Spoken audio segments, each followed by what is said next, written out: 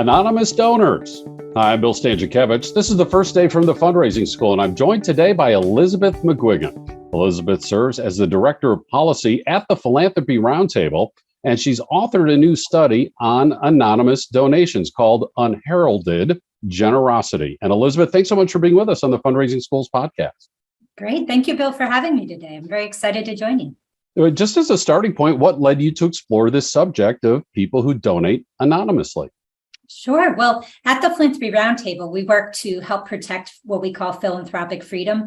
And part of that is the right to give anonymously if one wishes. So we published our recent 50-state study on donor privacy because we're often asked about why the right to remain anonymous is important.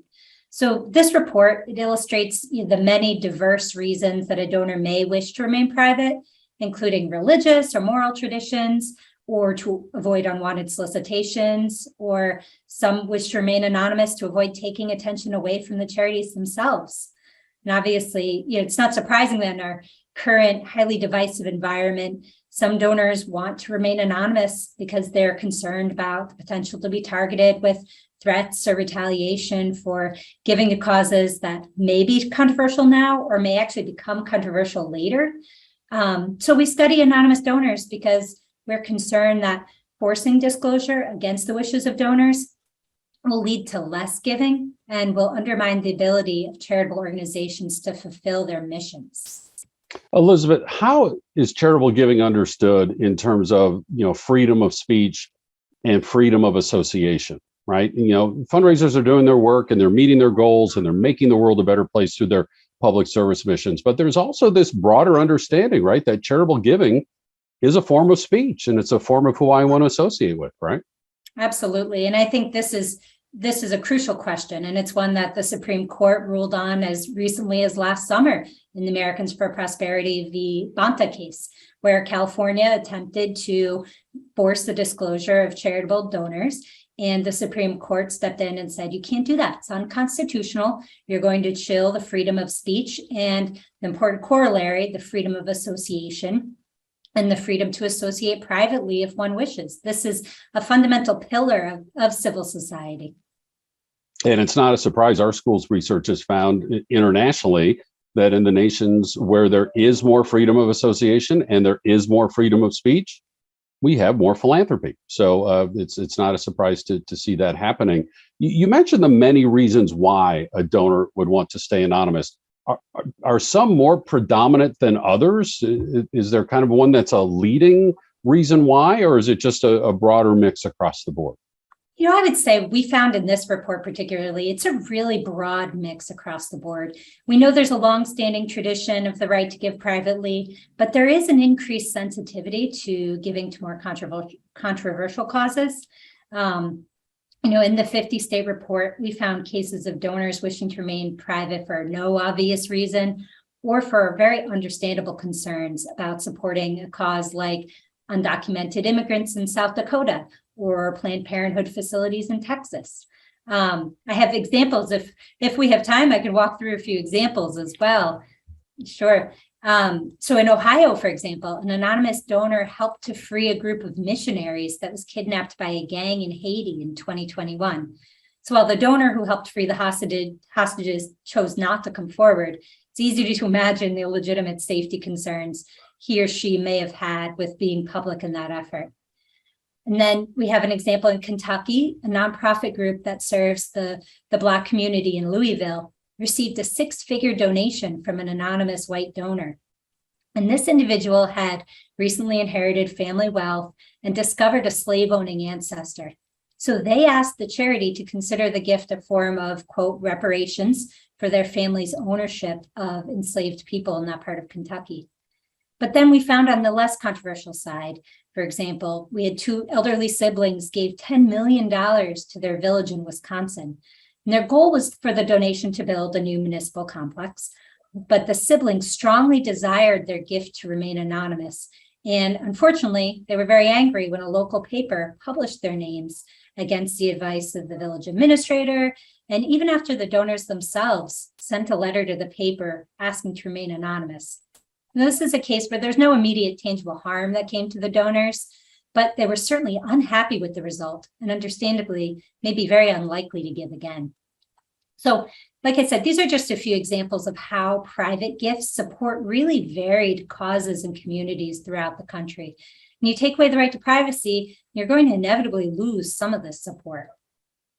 And again, for a wide range of reasons, some people are Right. just humble, don't want to call attention to themselves. They want the attention to be on the gift and on the result of the gift and on the nonprofit organization, on the cause being forwarded. Right. Sometimes it could be an issue that is viewed as controversial, so they just kind of want to stay out of the limelight for those reasons. Or you mentioned the issue, found out I had slave owners and family, so that person wanted to not bring attention to that, but just wanted to bring attention to the work. All sorts of many different reasons. Of course, I'm just kind of curious as a researcher myself, how did you find an example in every single state? That was a little bit of work. Did take a little Googling.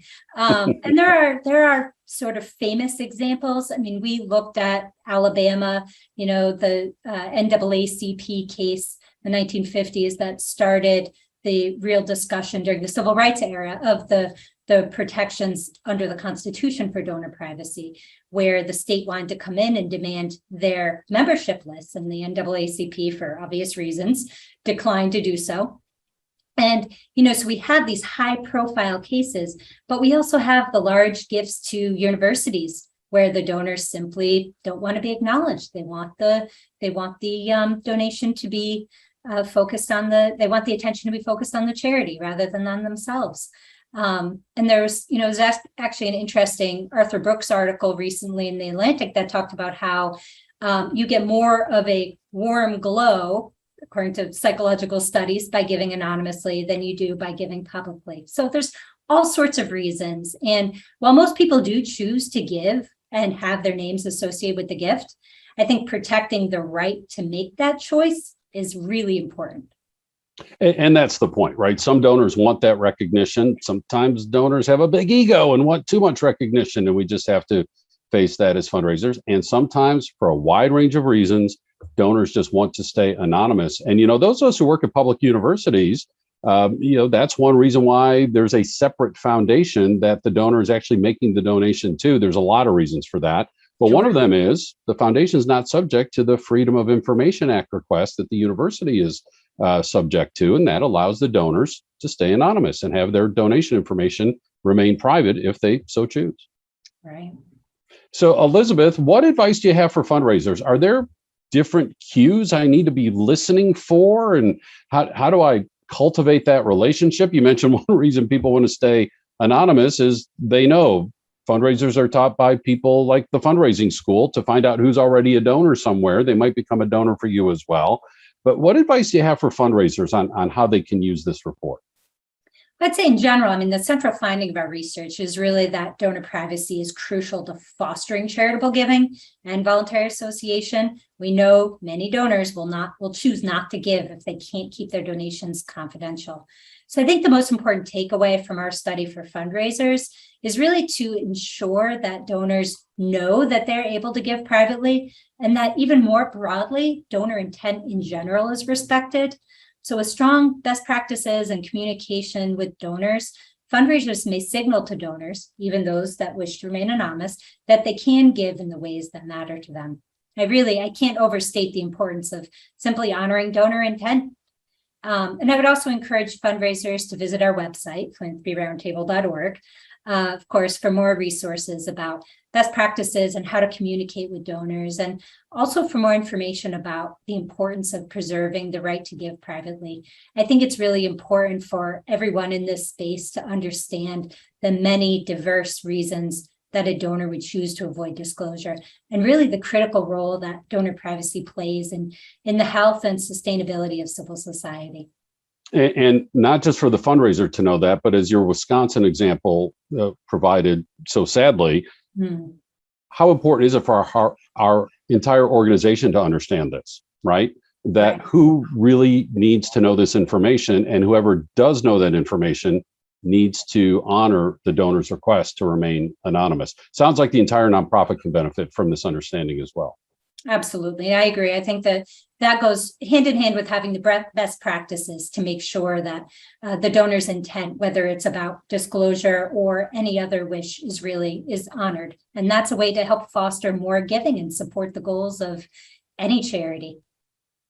Elizabeth McGuigan is the Director of Policy at the Philanthropy Roundtable. The report we're talking about is called Unheralded Generosity, which takes a look at donors who give anonymously for a wide range of reasons. And there is one example from all 50 states in the United States. You can find this report on their website, philanthropyroundtable.org. Now, this is an aspect of what we teach at the fundraising school. For example, in our major gifts course, we teach about cultivating from the donor. And if you're fortunate enough to receive the gift, part of that then is a negotiation on the recognition that the donor is going to receive, including if that recognition is none, because the gift is anonymous. So the Major Gifts course is one of the 5 available in our certificate in fundraising management, which is one of our 4 certificates overall. Our courses are available more and more all the time now in person, as well as extensively online, both asynchronous, meaning recorded, and synchronous, meaning live or virtual. And all the courses are the same type of content, same instructors, and available anywhere across the United States in person and anywhere around the world online. We also have custom training. We can tailor make courses just for your nonprofit, your association, your region. And in addition, we have our quarterly webinars and these free podcasts. Our website, philanthropy.iupui.edu/the fundraising school. So grateful to our guest, Elizabeth McGuigan of the Philanthropy Roundtable. Our producers today are Dustin Donovan and Mike Anthony. I'm Bill Stanczykiewicz, and now you are now more fully informed on this first day from the fundraising school.